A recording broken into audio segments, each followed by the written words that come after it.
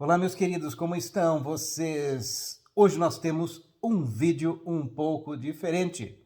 Estou eu aqui com o Leandro e com a Juliana, ambos são assistentes do meu curso há um bom tempo, nossa formação em Tantra, e hoje nós vamos conversar algumas coisas baseados nas perguntas que eles vão fazer.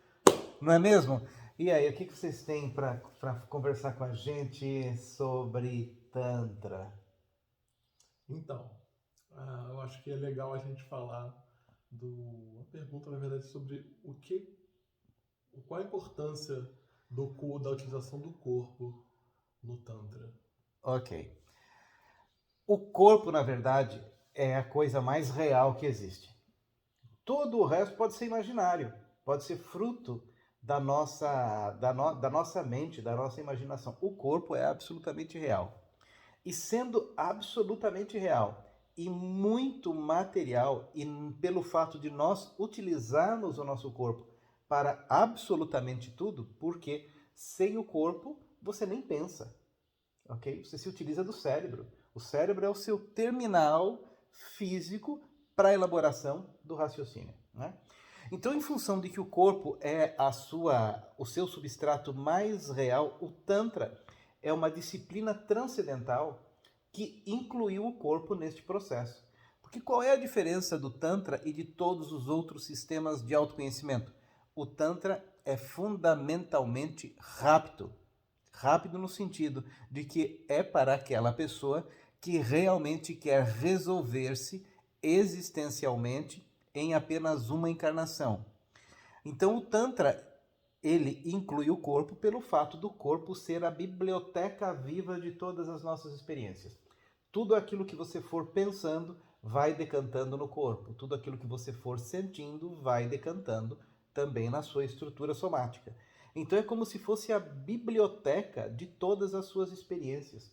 Trabalhar sobre o corpo é como se você reconhecesse todas as forças que um dia você foi guardando, todos os seus pensamentos, e aqui nós temos os nossos traumas, as nossas repressões, todas as nossas experiências que foram acumuladas neste corpo e que por falta de consciência nós deixamos isso para lá.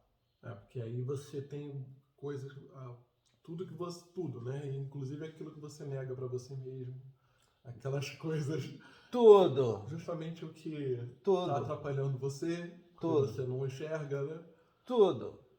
Porque qual é o problema disso? A questão é que na maior parte dos sistemas filosóficos antigos, especialmente aqueles que foram influenciados pela tradição judaico-cristã, o corpo é o lugar do pecado. Tanto que, pela mortificação do corpo, pela martirização do corpo, você teria uma ascensão espiritual, pela negação dos impulsos do corpo. E no Tantra você se utiliza da energia latente do próprio corpo para a sua transcendência. É por isso que o corpo é como se fosse o ponto de apoio da alavanca da consciência. É que nem dizia, por exemplo, Arquimedes: me dê um ponto de apoio e eu moverei o universo.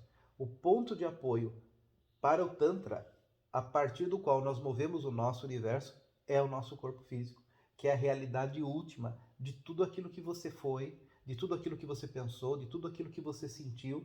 Ou seja, nós começamos pelo nosso corpo físico. Não tem jeito. Vou te fazer uma pergunta, Pergunte. que é meio sombra.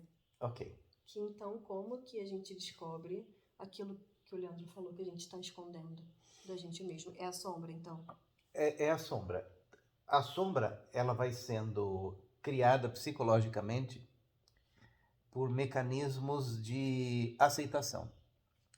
Então, no fundo, você descobre a sua sombra quando você percebe como que ela foi criada.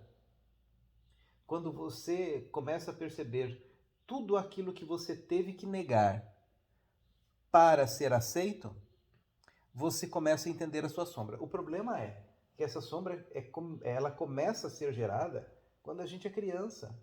Para algumas pessoas, ela está com 40 anos de idade, a sua sombra começou a ser gerada, sei lá, com 5, 6 anos de idade. Isto tudo está no próprio corpo físico. Agora, a sua pergunta, como fazer essa identificação da sombra? Imagine que você recebeu o manto de invisibilidade do Harry Potter. Você está vestida com o manto de invisibilidade do Harry Potter. Você pode ir para qualquer lugar sem ser notada. Você pode envenenar a comida da sogra. Você pode dar uma rasteira em alguém que está passando. Se você tivesse liberdade total para fazer qualquer coisa, sem que você fosse vista, notada e, portanto, repreendida e, por consequência, punida, se você não recebesse punição, nem observação, não fosse julgada porque ninguém iria ver, o que você estaria fazendo? Se você deixar essa pergunta ecoar no seu íntimo, você vai começar a observar uma série de respostas. Quando você começa a observar essas respostas, você começa a identificar a tua sombra. Porque, via de regra, ela é gerada em função de uma necessidade social de aceitação. E aí tem muita questão das outras da religiões judaico-cristãs, né? Da privação, né? Que você se priva muito de muita coisa, e isso aí pode gerar muita sombra também, né? Não tem a menor dúvida, porque quando você tem a noção de pecado, e detalhe, a religião foi construída para manter ordem no caos dentro de uma estrutura social. Quando o indivíduo começa o seu processo de individuação, a religião começa a ser um atrapalhador, porque no processo de individuação você não é mais o coletivo. E você precisa renascer. Para que este renascimento exista, o contato com a sua sombra é essencial, porque o enclausuramento da sombra só foi necessário dentro de um contexto, dentro de um âmbito social que precisava de um controle sobre o caos. Então, todas as religiões criaram regras, e essas regras elas são fundamentalmente humanas, não tem nada de divino nisso.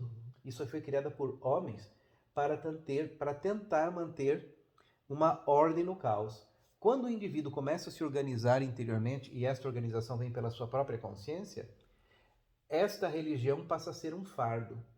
E, via de regra, a religião é um dos mecanismos para o aumento da sombra. Então, nós podemos dizer que todo religioso é extremamente sombrio e inconsciente? Sim. Porque sem a repressão da sombra, não existe organização da sociedade. E sem a libertação da sombra, não existe a transcendência em forma de consciência. Simplesmente porque as pessoas não sabem ser livres. É por isso que os trilhos foram construídos para tentar organizar um sistema. Os sistemas de leis. Por que existem leis? Porque não existe bom senso.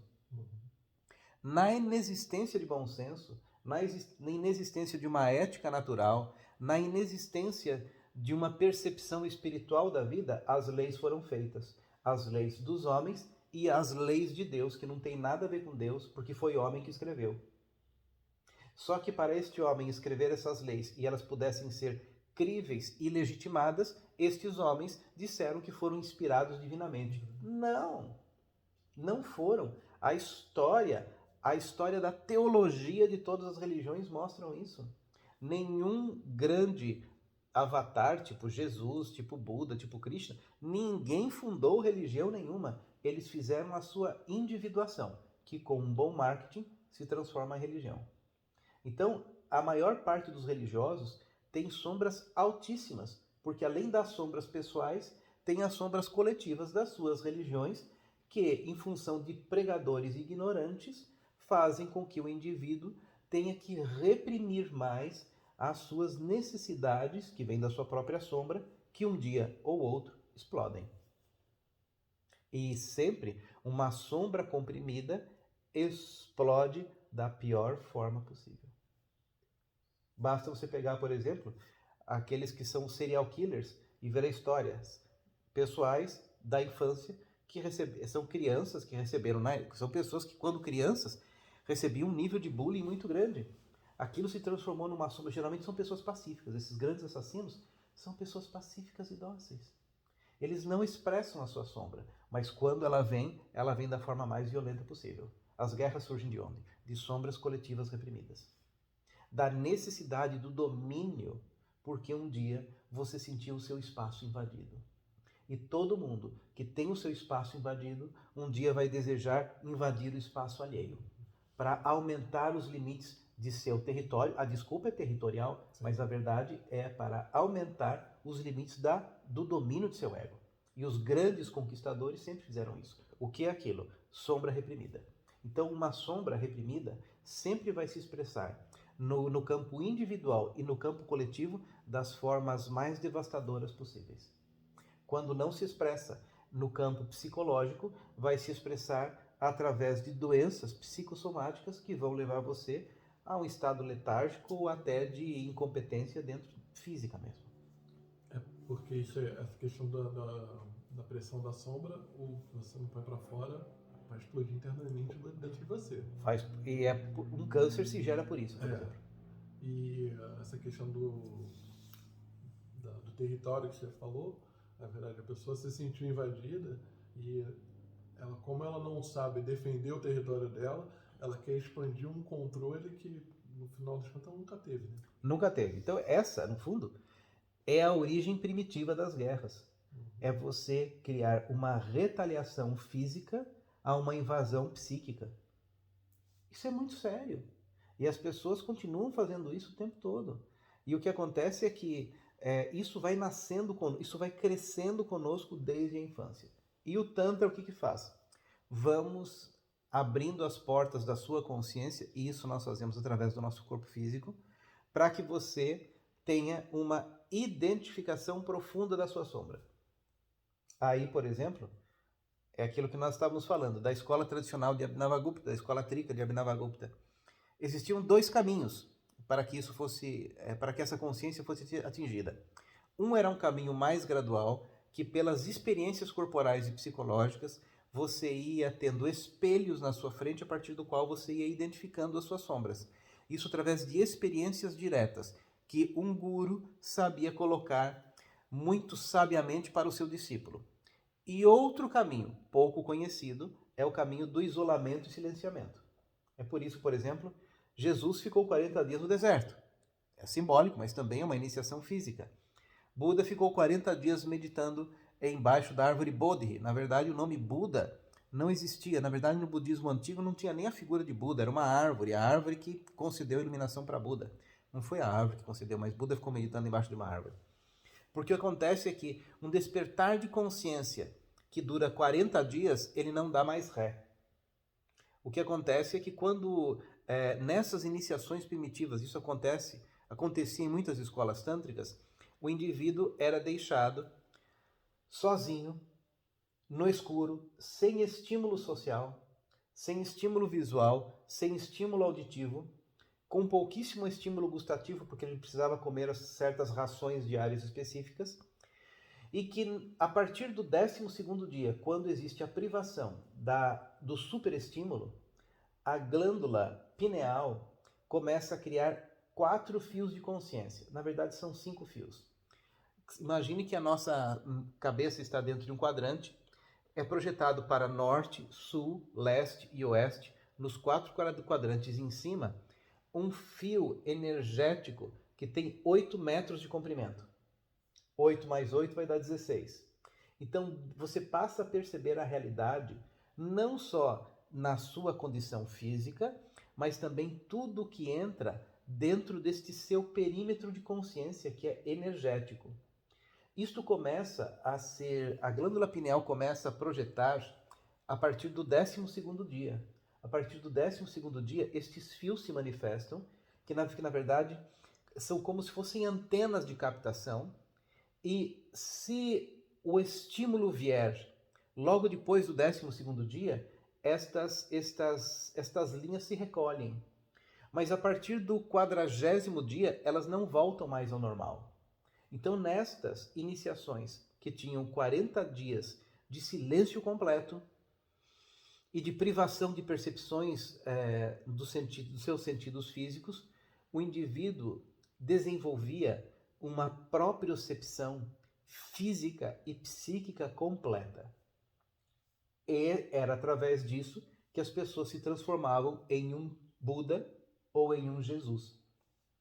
Então, a transformação de um homem normal para essa uma realidade supra-humana, ele vinha através deste silenciamento que você conseguia compreender perfeitamente todo o seu universo. Esta é uma iniciação espiritual profunda, muito pouco praticada hoje em dia, só praticada em linhas sufi muito específicas. É assim que um sheik se forma. Um sheik, para ser um sheik dentro de uma tradição sufi, ele se forma dessa forma. Ele passa pelas mesmas iniciações que Jesus ou Buda passou. É através disso que ele tem uma compreensão completa. E na compreensão completa você tem a percepção completa, integral, inclusive de sua sombra. Porque o indivíduo que não integrou a sua sombra, ele é psicologicamente um ser pela metade.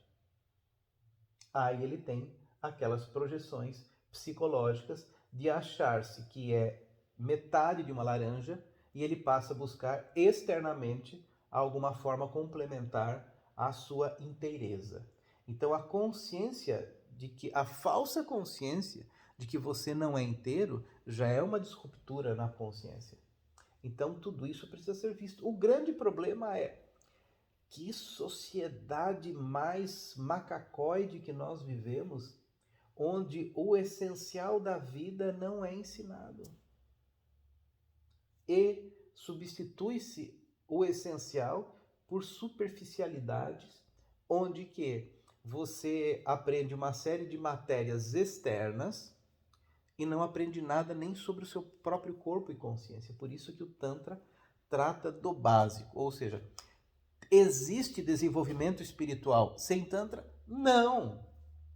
Ou seja, o Tantra é o primeiro degrau da consciência que, uma vez atingido, traz segurança para a construção daquilo que nós chamamos do Palácio de Salomão. Castelo de Salomão. Como é que é mesmo? Esqueci. Palácio de Salomão. Palácio de Salomão! Você acha que ele ia morar numa casinha pro Salomão? Não, Salomão morava num esquema grande. Porque a construção do Palácio de Salomão é a construção da nossa própria consciência. Agora, tudo isso, ele vem pela integração da tua sombra. Agora, como você pode integrar aquilo que você desconhece? Então, o primeiro degrau, Juliana, é esse. É você pensar, eu sou completamente livre e invisível. O que eu faria se não fosse julgada, criticada, censurada e nem vista por ninguém? As pequenas respostas que vão surgir desta pergunta darão indícios de qual é a natureza da sua sombra. Certo? Querem perguntar mais algo? Ou a conversa sobre a sombra já foi suficiente? Ok, eu acho que já deu para responder sobre a sombra. Já falamos sobre a sombra. E eu te pergunto, qual é a tua sombra? Se você se colocasse nestas circunstâncias que aqui foram citadas, o que você estaria sendo e fazendo? Obviamente você não precisa responder isso para ninguém, mas responda para si mesmo. Qual é a tua sombra? Tá bom? É isso, meus queridos. Muito obrigado, meus queridos, pela participação. E qualquer dia nós fazemos um outro vídeo. É isso aí. Tchau para vocês, fiquem bem e até o futurinho próximo.